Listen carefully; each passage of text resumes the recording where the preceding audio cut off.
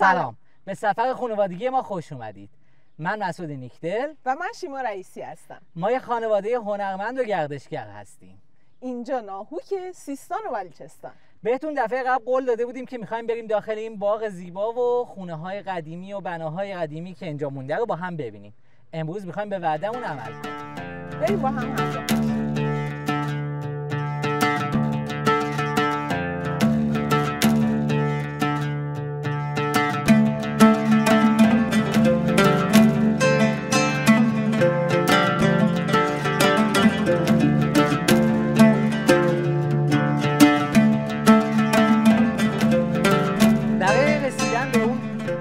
بناهای قشنگ باید از وسط این مزرعه‌های خیلی خوب و سرسبز راه بریم. خیلی دلچسبه حرکت کردن از بین اینا و مطمئنم که شما اگه یه روز بیاید اینجا خیلی لذت میبرید. کلی زیبایی اینجا میبینین. اینجا زمینا کوچیک و تیکه تیکه است. یه جورایی هر کسی سعی میکنه اون محصولایی که نیاز داره رو بکاره. اغلب هم یه جورایی محصولای غذایی میشه. ببینیم شیما از اینجا چجوری رد میشه. آها، موفق شد. موفق شد. بریم سمت بنای اصلی. ولی ببینید چه صحنه دلربا و جذابیه. خیلی قشنگه. خیلی قشنگه. نخلای خرما هم دارن همه خرما میدن. عالیه. باید ببینیم فصل خرما پزون به کجا میرسیم.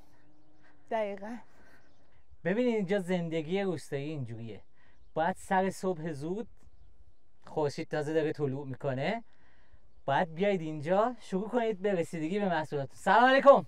سلام علیکم. خدا قوت. ماشاءالله. خدا برکت بده انشالله. بادمجونای درشت مشکی درست حسابی دارن میچینن. بریم از نزدیک ببینیم. ببینید این بوته های بادمجون چقدر خوب رشد کردن.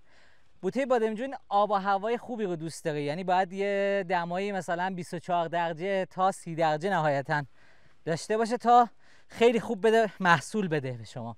ببینید پر محصولای عالیه و سر صبحم اومدن و همینجور گلم داره میده. اومدن بچینن. بیاید نزدیکتر، بیاید نزدیکتر. بذارید من از یه جای خوب برم.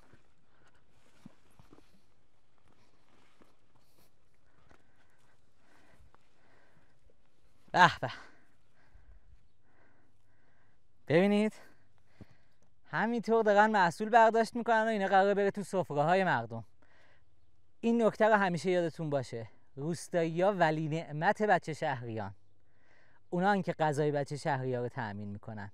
این نکته مهمیه که همیشه بچه شهری‌ها باید یادشون باشه.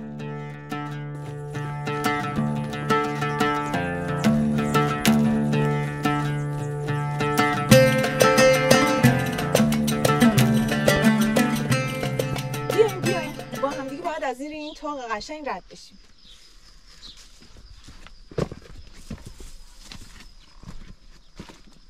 اینجا دیگه جاییه که میرسیم به قلعه.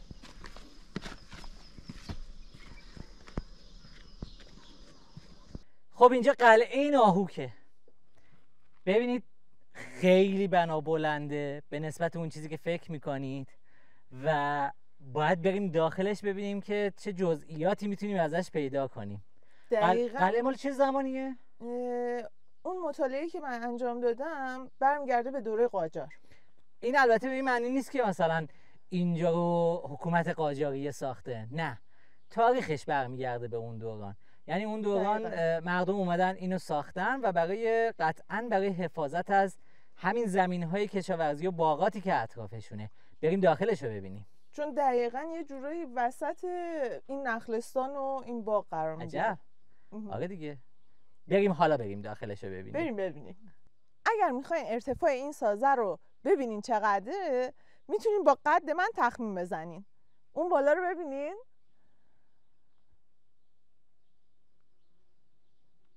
خب الان قراره بریم داخل قلعه. مسیری که داخل قلعه باید بریم از این ورودیه. حالا من نمیدونم دقیقاً این طاق قبلا بوده یا بر اثر تخمین. احتمالاً نبوده. درست شده، چون من هیچ اثری از وجود طاق نمیبینم. بریم داخل فعلا. بریم حالا ببینیم. سرتو باید خم کنی. اوه. بله عجب. چقدر باحاله. خیلی جالبه. اوه اینجا یه شبیه چاهه. کجا اینجا؟ قطعاً چاه بوده. دور تا دور شاخه سنگچین داره. آره کاملا مشخصه که دور تا دور سنگچین خیلی قشنگی هم داشته و الان هم هنوز آبریزیه که تمام بارونی که این قسمت میاد میریزه توی این چاه و میره تو دل زمین. چه پنجره‌های قشنگی داره اونجا. جالبه. مسعود جان بیا اینجا. اینجا رو ببین یه ورودی مخفیه انگار. فعلا الان مخفی شده. این همه سقفی که اینجا ریخته، سقف و اینا که ریخته اون رفته زیر زمین. این قبلا حتما هم سطح بوده. برو ببین چه خبره. برو بذارید بره داخل ببینیم چه خبره. نه اول خانوما بفرمایید. خیلی بدجنسی.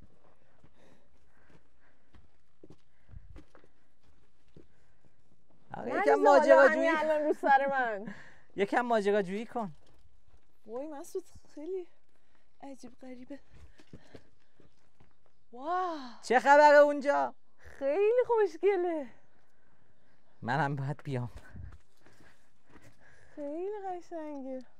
بذار دوربینو بچرخونم. منم برم ببینم اونجا چه خبره. واه برای من سخت تره چون کوله دارم. واه عالیه. خیلی قشنگه. اینجا نگاه کنید.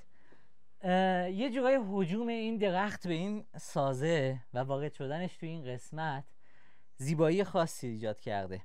به ما نشون میده که هر جا که ما یه بنایی رو رها کنیم طبیعت دوباره شروع میکنه اونو از ما پس گرفتن. همه چیز دقیقاً داره توی این بنا همینجوری براش اتفاق میفته. یعنی وقتی نگاه کنین این طرفو ببینید آب اومده، بارون شروع کرده تراشیدن این گله و دوباره داره برش میگردونه به زمین و پخشش کرده اینجا. میبینید همه داره همین اتفاق میفته. این طرف رو نگاه کنید. این درخت انار شروع کرده دوباره به تصرف کردن اون موقعیت قبلی خودش. این خیلی لذت بخشه. انارم داره. و در عین حال اگه بخوایم از اینا حفاظت کنیم باید حواسمون باشه که بیایم و شروع کنیم یه محافظت خوب انجام بدیم، این درخت‌ها رو هرس کنیم، بخشی از اینو حفاظت کنیم. اما همینجوری وحشی بودن این جریان و دیدن این وحشی بودن طبیعت لذت خاص خودشو داره. بریم اون بالا ببینیم چه خبره اونجا. مسعود مواظب باش، خیلی ارتفاعش زیاده. باشه مواظب میشم، نگران نباش. ولی خب بالاخره باید رفت اون بالا رو دید دیگه. این همه واه باید ببینم از هر دو دست استفاده کنم اینجا یا یه دستم کافیه برای بالا رفتن. اون طرفی هم میشه رفت بالا، این طرفی هم میشه رفت بالا. اون طرفی ساده تره به نظر، یعنی با یه دست میشه رفت بالا. بریم اون بر.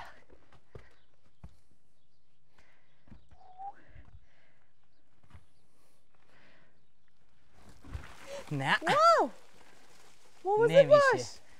بنای قدیمی مشکلش همینه، واقعا نمیشه بهش اعتماد کرد. باید مواظب باشیم و برم من پایین وگرنه میافتم تو چاه. واه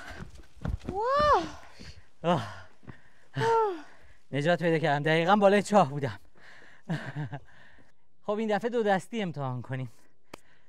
اون بالا نمای خوبی باید داشته باشه به همه باغ و زمین‌های زراعی و اینها.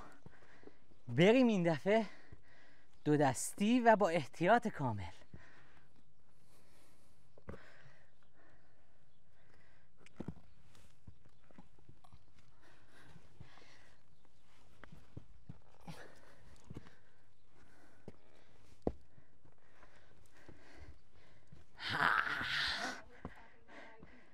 موفق شدم. من اومدم این بالا، شیما خانومم اون پایینه و یه جورایی داره حسرت این که این بالامو میکشه. منو نبرد اون بالا. دلم نمیاد آخه، جای خطرناکیه واقعا. خیلی نگرانم. من خودم با سختی اومدم بالا و یه مقدارم اینجا احساس میکنم که سست اینجا، ولی خب نمای اینجا رو بعداً تو فیلم ها میتونه ببینه. نمای باز قشنگ اینجا ببینید، خیلی خوبه، خیلی خوبه. بیارم من از اینجا من روایت میکنم برات که این اتاق بالای شاهنشینی که احتمالاً اینجا بوده چه شکلی. اصلا نگران نباش، فایده نداره که. اصلا نگران من نباش. این همه راه نیومدم که اینجا وایسم شما بری اون بالا. دیگه نگرانم، مسئولیت داره میدونی. خب این در ورودیشه، یه مقدار گل گرفته این پایین و باید خم شیم از زیر تاقیش بریم داخل. به به، اینجا خیلی قشنگه.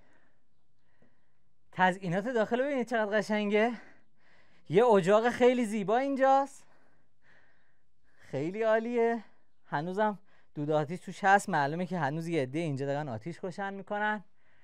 ببینید تزئینات قشنگی داشته اینجا. آفرین آفرین. قشنگ مشخصه که این پنجره هایی که اینجا داشته میتونسته به تمام این منطقه دید داشته باشه به اطراف. عالیه عالیه. یه درم اینجاست، اینو ببینیم چیه. واه، اینم یه اتاق خیلی کوچیک بوده. جالبه، چقدر جالب. نمیدونم، شاید پر شده راه پله بوده، ولی ببینید اینجا اتاقه. جالبه، عجب، چقدر کوچیک و مرتبه. برم بیرون. وقتی اومدیم اینجا واقعا حسرت بزرگی خوردم. یکی از دلایلش این بود که بنایی به این قشنگی با این قدمت تاریخی اینجا مرمت نشده. خیلی حیفه و همینجور داره تخریب میشه. یه نکته جالبی که اینجا متوجه شدم اینه که توی دیوارای اینجا پر از این صدف‌های حلزونیه. اینجا این خاکایی که استفاده می‌کردن مال همین منطقه است که کشاورزی می‌کردن، پس بنابراین داخلش پر این صدف‌هاست. خب من از این بالا، منم از این پایین در حسرت اومدن اون بالا ازتون خداحافظی میکنیم. اینجا ناهوک، سیستان و بلوچستان و یادتون باشه ما ایرانیم.